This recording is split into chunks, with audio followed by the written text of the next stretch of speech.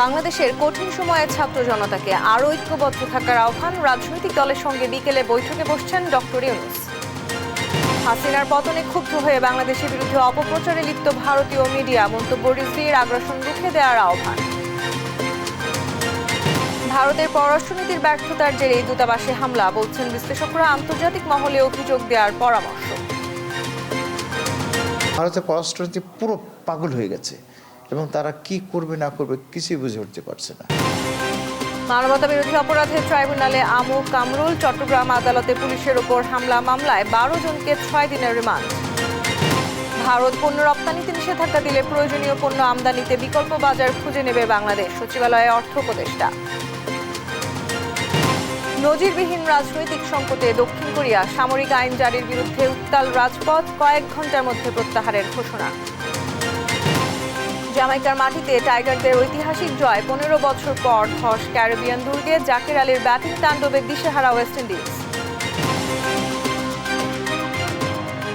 দেখছিলেন শিরোনাম সংবাদ দুপুরে, সঙ্গে আছি আমি তাসনুভা তন্নি।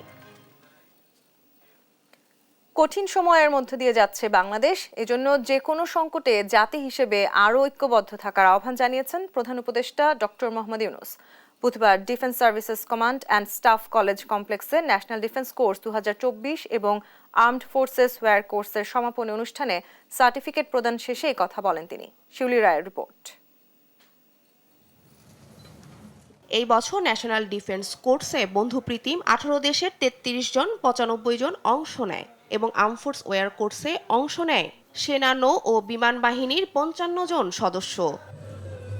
সফলভাবে কোর্স সম্পন্ন করায় অংশগ্রহণকারীদের অভিনন্দন জানান প্রধান উপদেষ্টা ডক্টর মোহাম্মদ ইউনূস। বৈশ্বিক ও কৌশলগতভাবে এখন কঠিন সময় যাচ্ছে, বাংলাদেশও এর ব্যতিক্রম নয় বলে জানান তিনি।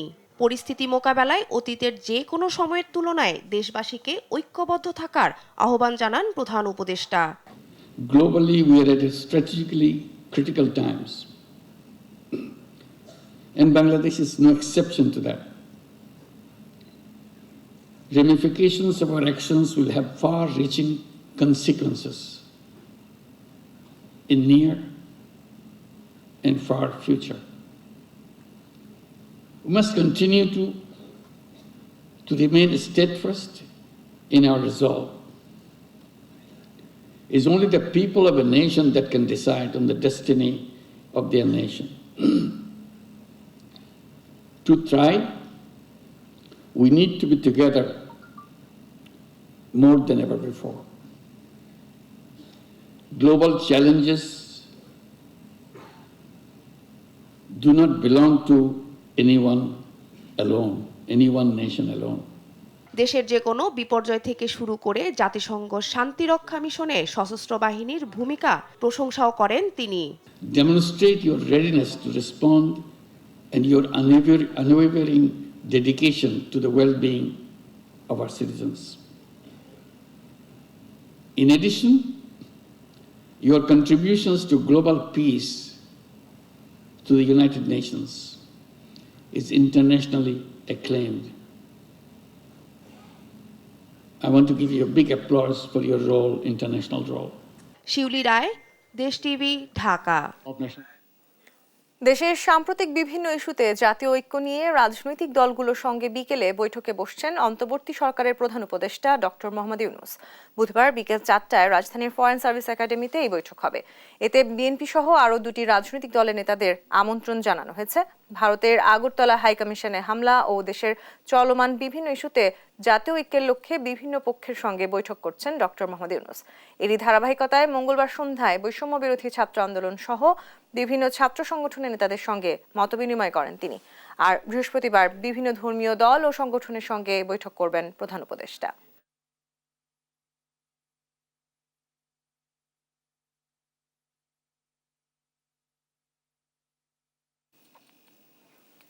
শেখ হাসিনার পতন মেনে নিতে না পেরে ভারতীয় গদি মিডিয়া বাংলাদেশের বিরুদ্ধে এক এক সময়ে এক এক বয়ান তৈরির চেষ্টা করছে বলে মন্তব্য করেছেন বিএনপির সিনিয়র যুগ্ম মহাসচিব রুহুল কবির রিজভী। সম্প্রসারণবাদের মধ্য দিয়ে প্রতিবেশী দেশ কবজা করার চিন্তা করলে ভারত সরকার বোকার স্বর্গে বাস করছে বলেও মন্তব্য করেন তিনি। সাইফুল রিপনের প্রতিবেদন। ভারতীয় আগ্রাসন রুখে দেওয়ার আহ্বান নিয়ে ও আগরতলায় বাংলাদেশের সহকারী হাই কমিশনে হামলার প্রতিবাদে জাতীয় প্রেস ক্লাবের সামনে বিক্ষোভ সমাবেশ ও পদযাত্রা করে বাংলাদেশ পূজা উদযাপন ফ্রন্ট। সুলতানগুলা কি করছে? তারা তাদের ভারতটাকেই লুটে পুটে খাচ্ছে, যেভাবে 17 বছর শেখ হাসিনাকে দিয়ে আমাদের বাংলাদেশটাকে লুটে খেয়েছে। বিক্ষোভ সমাবেশে অংশ নিয়ে বক্তারা অভিযোগ করেন, হিন্দু সম্প্রদায়ের নাম ব্যবহার করে পতিত স্বৈরাচার আওয়ামী লীগ দেশে বিশৃঙ্খলা সৃষ্টির চেষ্টা করছে, আর তাতে মদদ দিচ্ছে ভারত। মমতা ব্যানার্জি, তুমি কি জানো যে কোন দেশে কোন পরিস্থিতিতে এই শান্তিরক্ষী বাহিনী মোতায়েন করা হয়? যে ফ্যাসিবাদ বাংলাদেশ থেকে বিদায় নিয়েছে, কখনোই কোনোদিন সেই ফ্যাসিবাদের প্রত্যাবর্তন হতে পারে না। ভিন্ন নামে ভিন্ন ব্যানারে আমাদের দূতাবাসগুলোতে হামলা চালাচ্ছে, আমাদের জাতীয় পতাকা জ্বালিয়ে দিচ্ছে এবং মাঝখানে ধর্মীয় সংখ্যালঘু সম্প্রদায়কে ট্রাম্প কার্ড হিসেবে ব্যবহার করছে। শেখ হাসিনা ভারতে বসে আজকে মোদীকে দিয়ে এবং বিজেপি নেতৃত্বরা যেভাবে আমাদের আগরতলায় আমাদের যে অ্যাম্বাসিডার আক্রমণ করেছে, এর নিন্দার ভাষা আমার নেই। পরিকল্পিতভাবে আজকে হিন্দু সম্প্রদায়ের নাম দিয়ে তারা আজকে দেশে একটি বিশৃঙ্খলা সৃষ্টি করতে চাচ্ছে। বিএনপির সিনিয়র যুগ্ম মহাসচিব রুহুল কবির রিজভী বলেন, গোঁড়া হিন্দুত্ববাদকে পুঁজি করে ক্ষমতায় আসা ভারতের বিজেপি সরকার ক্ষমতা টিকিয়ে রাখতে বিদ্বেষ ছড়াচ্ছে, আর তাতে যোগ দিয়েছেন পশ্চিমবঙ্গের মুখ্যমন্ত্রী মমতা ব্যানার্জি। তারা নিজ দেশের মুসলমানদেরকে শত্রু গণ্য করা, নিজ দেশের শিডিউল কাস্টকে শত্রু গণ্য করা, বৌদ্ধ খ্রিস্টানদেরকে শত্রু জ্ঞান করা, শিখদেরকে শত্রু জ্ঞান করা, এই নীতি অবলম্বন করেছেন ভারতের শাসক গোষ্ঠী, সাম্প্রদায়িক শাসক গোষ্ঠী। যারা গদিতে আছে সেই গদির তল্পি বাহক মিডিয়া এক একটা বয়ান, একটা ন্যারেটিভ তৈরি করছেন বাংলাদেশের বিরুদ্ধে। কারণ শেখ হাসিনার পতনটা একেবারেই মেনে নিতে পারছেন না। ভারতীয় আগ্রাসনবাদের বিরুদ্ধে দেশের সব ধর্মের মানুষ ঐক্যবদ্ধ বলেও মন্তব্য করেন রুহুল কবির রিজভী। ভারতের শাসক গোষ্ঠী যদি মনে করে যে না, আমি সম্প্রসারণ চালিয়ে আমরা বাংলাদেশ, নেপাল, ভুটান এবং অন্যান্য দেশ আমরা কবজা করে নেব, এইটা কিন্তু আপনারা বোকার স্বর্গে বাস করছেন। সাইফুল রিপন, দেশ টিভি, ঢাকা।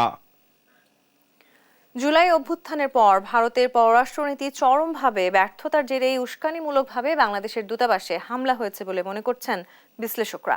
এটিকে সাইকোসেমেটিক ডিসঅর্ডার হিসেবেই দেখছেন তারা। দূতাবাসে হামলা আন্তর্জাতিক আইনের লঙ্ঘন উল্লেখ করে আন্তর্জাতিক মহলে ভারতের বিরুদ্ধে অভিযোগ জানানোর পাশাপাশি দেশটির জনগণের সঙ্গে সম্পর্ক বৃদ্ধির তাগিদ দেন বিশ্লেষকরা।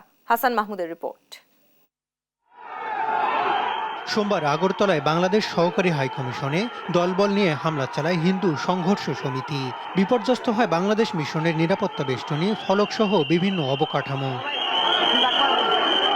জুলাই অভ্যুত্থানের পর ভারতে নানাভাবে বাংলাদেশ বিরোধী ন্যারেটিভ তৈরি করেছে বিজেপি সহ উগ্র হিন্দুত্ববাদী সংগঠনগুলো। তবে দূতাবাসে হামলার ঘটনাকে কোনোভাবে হালকা করে দেখছেন না আন্তর্জাতিক সম্পর্ক বিশ্লেষকরা। বাংলাদেশ বিরোধী পুরো ঘটনাকে ভারতের পররাষ্ট্রনীতির বিপর্যয়ের ফল বলে মনে করছেন তারা।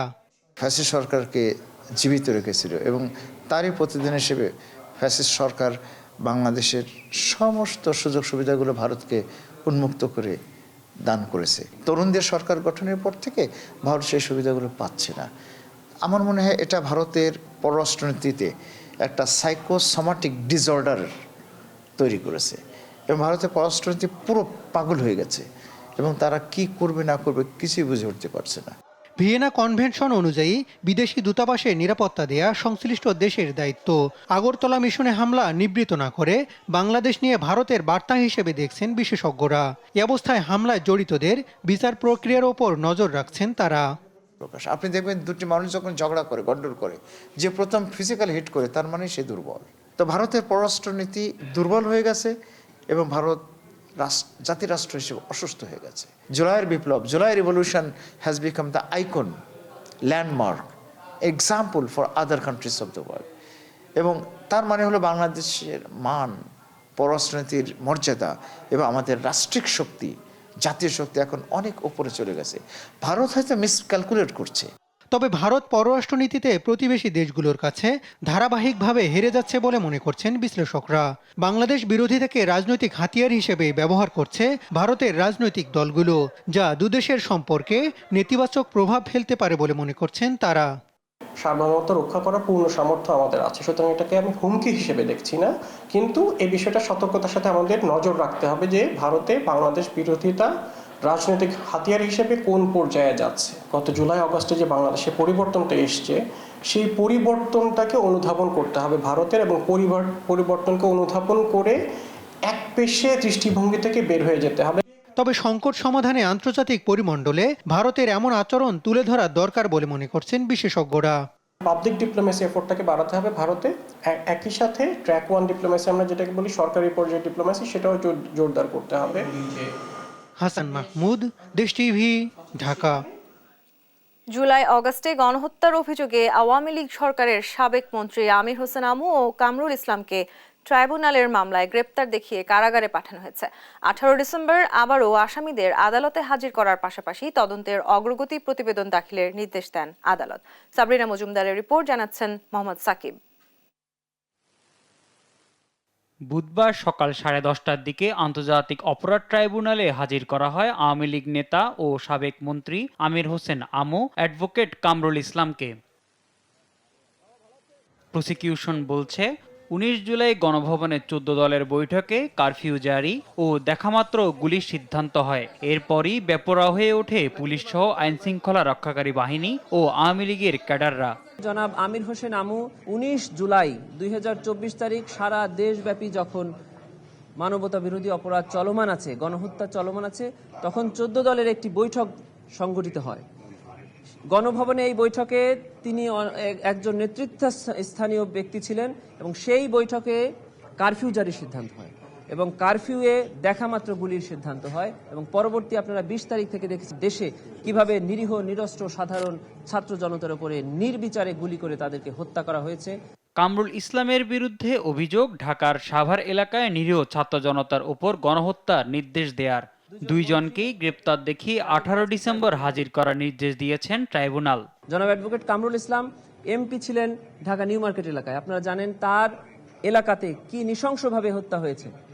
ঢাকা 2 আসনের এমপি হিসাবে তার এলাকায় অসংখ্য ছাত্র জনতাকে গুলি করে হত্যা করা হয়েছে। এছাড়া গণহত্যার অভিযোগে যাত্রাবাড়ি থানার ওসি আবুল হাসানকে আরেক মামলায় গ্রেপ্তার দেখিয়ে কারাগারে পাঠানোর নির্দেশ দেন ট্রাইব্যুনাল। মোহাম্মদ সাকিব, দেশ টিভি, ঢাকা। রাজধানীর বিভিন্ন থানার হত্যা ও হত্যা চেষ্টা মামলায় সাবেক আইনমন্ত্রী আনিসুল হক, জাসদ সভাপতি হাসানুল হক ইনু, ওয়ার্কার্স পার্টির সভাপতি রাশেদ খান মেনন এবং সাবেক আইসিটি প্রতিমন্ত্রী জুনায়েদ আহমেদ পলককে গ্রেপ্তার দেখানো হয়েছে। বুধবার সকালে আসামিদের ঢাকার চিফ মেট্রোপলিটন ম্যাজিস্ট্রেট সিএমএম আদালতে হাজির করে একাধিক মামলায় গ্রেপ্তারের আবেদন করে পুলিশ। শুনানি শেষে মেট্রোপলিটন ম্যাজিস্ট্রেট মোহাম্মদ ইমরান আহমেদের আদালত আবেদন মঞ্জুর করে আসামিদের কারাগারে পাঠানোর আদেশ দেন। এছাড়াও ক্ষমতাচ্যুত প্রধানমন্ত্রী শেখ হাসিনার মুখ্য সচিব নজিবুর রহমান ও 2 পুলিশ সদস্যকে নতুন করে গ্রেপ্তার দেখানো হয়েছে।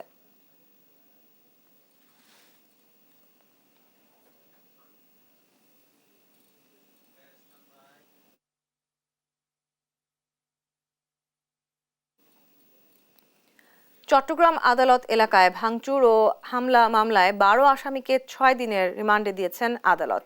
বুধবার সকালে পুলিশের করা 2 মামলায় অতিরিক্ত চিফ মেট্রোপলিটন ম্যাজিস্ট্রেট সরকার হাসান শাহরিয়ার আদালত এই রিমান্ড আদেশ দেন। এর আগে গেল মঙ্গলবার আদালত প্রাঙ্গণে পুলিশের ওপর হামলা ও ভাঙচুরের মামলায় 8 আসামিকে 7 দিনের রিমান্ড দিয়েছেন আদালত। গত 27 নভেম্বর আইন শৃঙ্খলা রক্ষাকারী বাহিনীর সঙ্গে বাংলাদেশ সম্মিলিত সনাতনী জাগরণ জোটের মুখপাত্র চিন্ময় কৃষ্ণ দাসের অনুসারীদের সঙ্গে সংঘর্ষে পুলিশের ওপর হামলার ঘটনায় 49 জনের নাম উল্লেখ করে অজ্ঞাত 700 জনকে আসামি করে মামলা করে পুলিশ।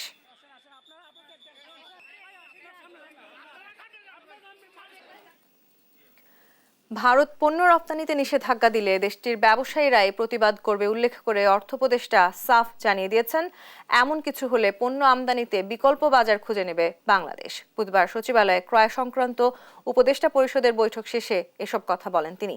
এ সময় উপদেষ্টা বলেন, ভারতের সাথে বর্তমান সম্পর্কের যে টানাপোড়েন তা রাজনৈতিক, অর্থনৈতিক এবং বাণিজ্যিক সম্পর্কে প্রভাব পড়বে না। এ সময় রমজানে পণ্যের দামে স্বস্তি ফিরবে বলেও জানান তিনি। অর্থ উপদেষ্টা সিন্ডিকেটের বিষয়ে বলেন, রাজনৈতিক সমঝোতা কঠিন, চাঁদাবাজির সমঝোতা সহজ। এছাড়া বৈঠকে চাল, মসুরের ডাল ও সয়াবিন তেল আমদানির সিদ্ধান্ত নেওয়া হয়।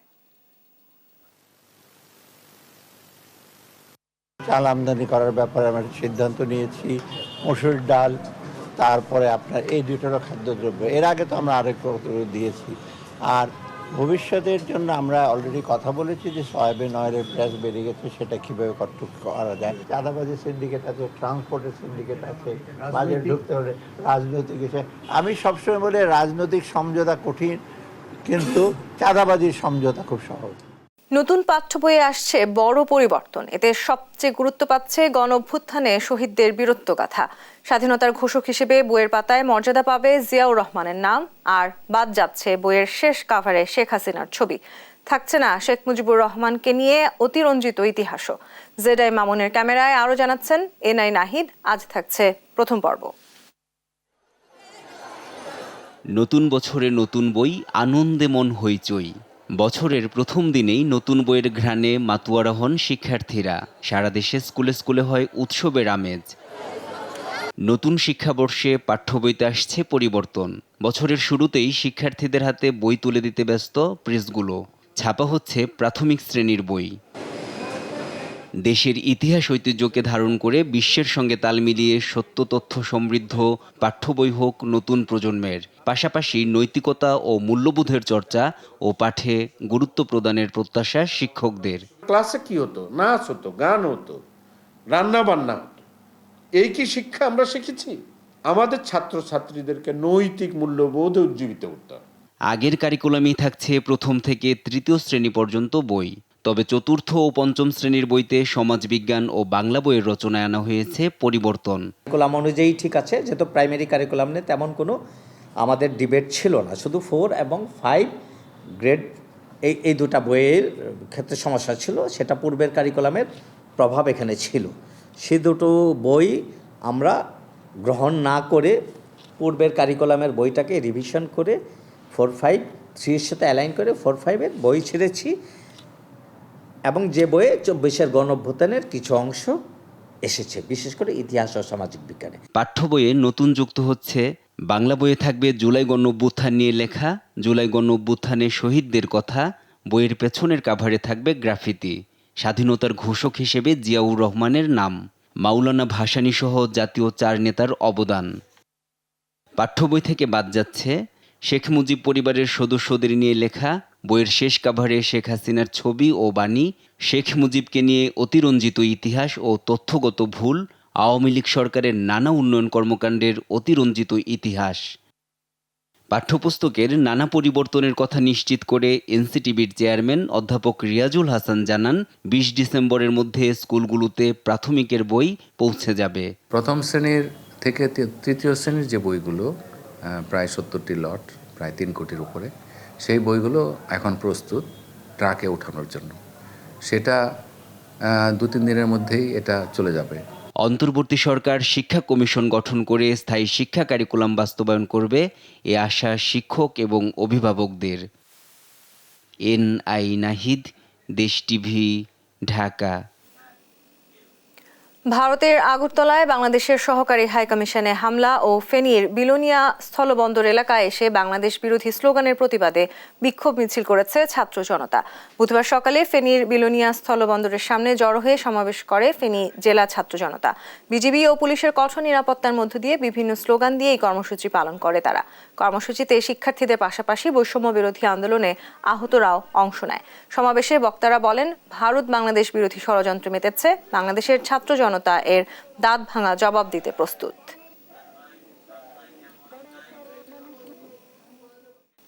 আন্তর্জাতিক প্রসঙ্গ। শাসক হয়েও একরকম ক্ষমতাহীন দক্ষিণ কোরিয়ার প্রেসিডেন্ট। সংসদে বিরোধী দল বেশি শক্তিশালী হওয়ায় বিল পাশ করতে ভীষণ বেগ পেতে হয় সরকারি দলকে। ক্ষমতা হারানোর ভয়ে অবশেষে জারি করা হয় সামরিক আইন। এতে উল্টো তোপের মুখে পড়েন প্রেসিডেন্ট, আবারও সিদ্ধান্ত নেন আইন প্রত্যাহারের। সব মিলিয়ে নানা নাটকীয়তায় দিন পার করছে দক্ষিণ কোরিয়াবাসী। নাসরিন আক্তারের রিপোর্ট।